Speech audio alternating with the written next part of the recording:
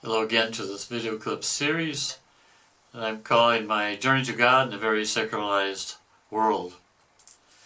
Continuing with, we're talking about really what's happening today. It's our fault. But everybody wants to point the finger somewhere else. It's our fault, each one of us. Mea culpa, mea culpa. But we don't want to do that. It's always the fault of somebody else, like spoiled children. It's always the fault of the parents. That's the way most of us act. You know, the great majority of people today, the truth is, have remained spoiled, domineering, arrogant, capricious, ignorant, rebellious children all their lives, and they justify it. There's no spoiled brat in heaven, because in heaven there's room for only one God, not two.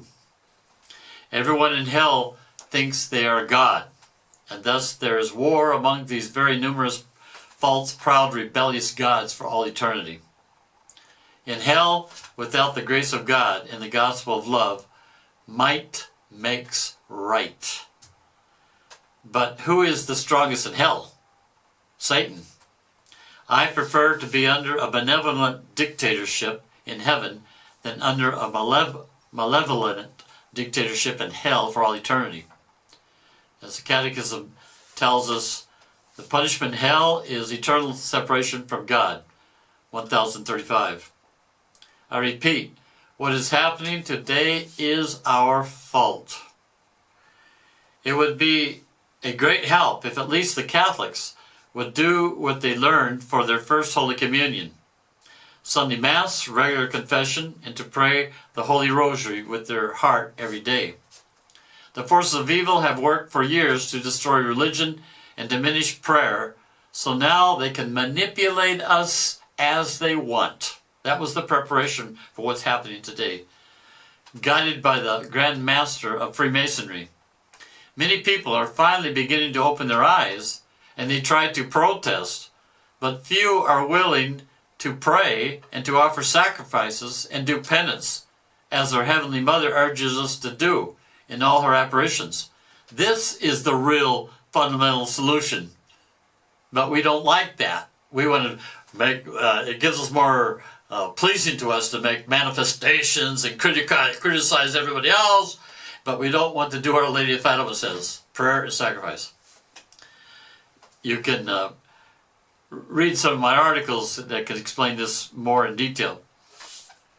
The elite have covertly orchestrated inflation, uncontrolled immigration, the recent shootings and to take away our guns, and in this last year, a great number of food processing plants have been destroyed by fire or bombs with almost no media coverage. Bill Gates has bought more than half of the farmlands in the United States. Those who become 33-degree Masons must swear the oath Ordo ab Chaos, in Latin meaning order out of chaos. That's why they must create chaos to arrive to their dictatorship. Precisely because priests, bishops, and parents do not talk about hell, the three children of Fatima were shown the vision of hell in July 1970. And the sweet Blessed Mother, Mary, in her kindness, prepared them for the sight of this by promising them ahead of time that she was going to take them to heaven. Otherwise, they couldn't have endured it. Lucia declared after that vision that they would have died of fright if there had not been a particular grace from God. Jacinta asked Lucia, why does Our Lady show hell? Why does Our Lady not show hell to sinners? She said that if they saw hell, they wouldn't sin anymore. The simplicity of a child of 8 years old. She said that if people would just stop offending God, there would be no more war, and no one would go to hell. And she actually took hold of Lucia one day, and she said, Jacinta grabbed Lucia and says, I'm going to heaven, but you're staying here. If Our Lady lets you, tell everybody what hell is like, so that they won't commit any more sin and they won't go to hell. When the Vatican's chief exorcist, Father Gabriel Amort, was asked more than 10 years ago, 2001, 20 years ago, what do you see as Satan's greatest success? Father Gabriel Amort replied, the fact that he has managed to convince people that he does not exist. He has almost managed it, even within the church. To read, and you can read the rest of that, go to my article that's called Judgment, Heaven, Hell, Eternity, Fatima. St. Padre Pio said, it would be easier for the world to survive without the sun than to do so without the Holy Mass. This saint also said, the rosary is a weapon for these times. A good confession, a sacrament, is more powerful than an exorcism, which is a sacramental. Our Lady also said to St. Dominic in 1214, one day through the rosary and the brown scapular, I will save the world.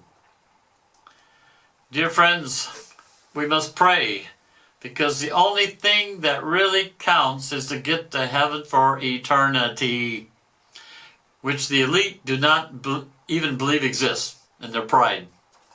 God does not send anyone to hell.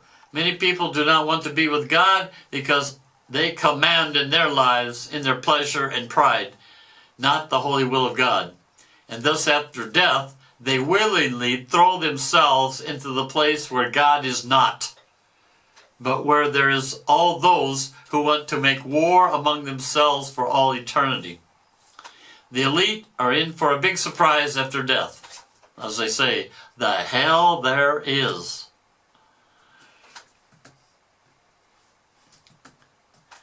I'd like to begin talking a little bit about, the people in the church here.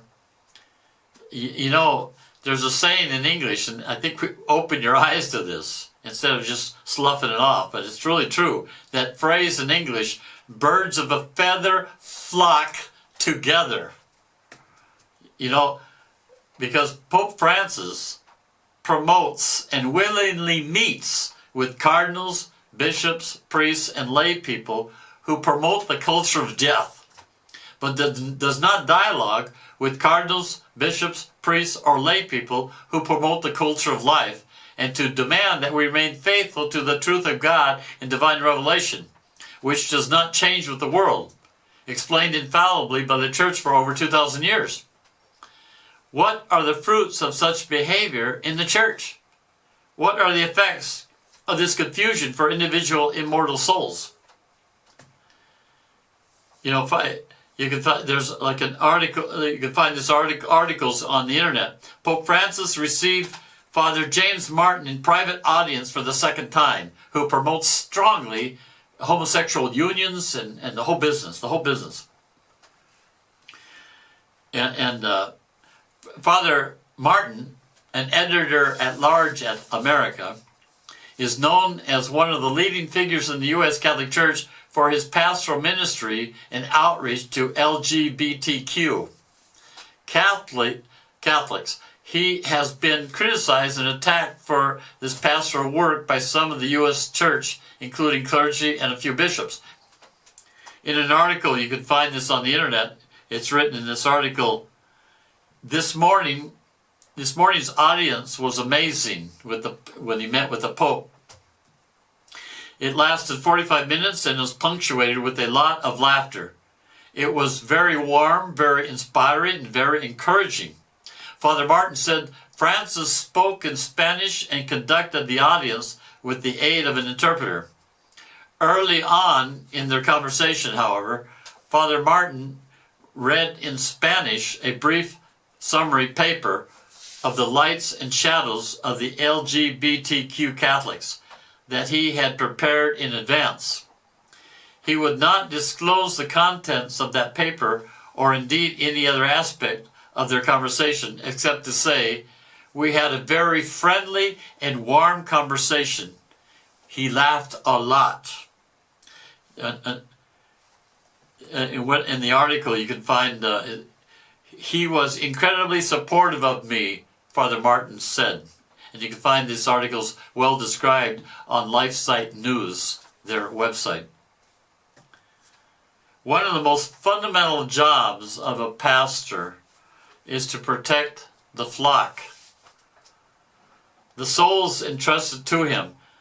This is what the saints and the holy pastors have always done in imitation of Christ, ready to give their lives for the souls entrusted to them.